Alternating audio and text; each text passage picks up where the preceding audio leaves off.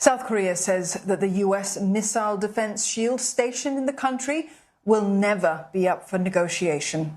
It stresses that the system is a matter of national security and a means for self-defense against the threat posed by North Korea. China and South Korea have been clashing on interpretation of statements made during a recent meeting of foreign ministers.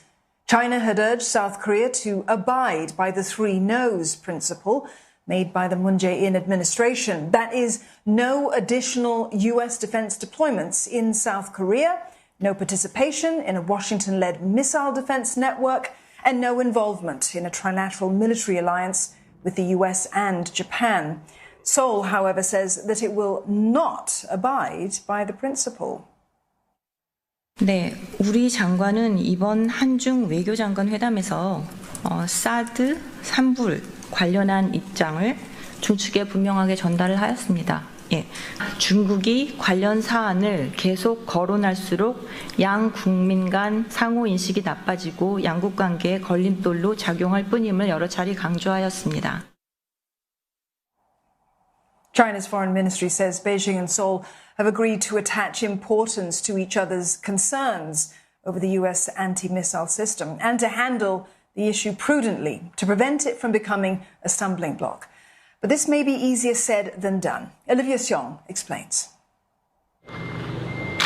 Just days after Chinese Foreign Minister Wang Yi met his South Korean counterpart Park Jin for what was described as productive and constructive talks, an old rift over the U.S. anti-missile THAAD system in South Korea seems to have emerged again.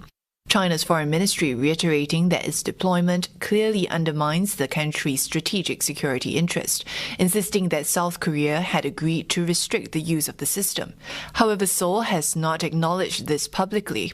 Its other assurances, known as the three no's, which includes not deploying additional THAAD systems, it now also says were never a formal agreement or promise.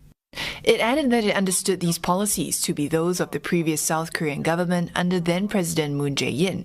Now under current President Yoon Suk-yeol, the government has said that the anti-missile system is a national security matter that Seoul isn't willing to negotiate with Beijing.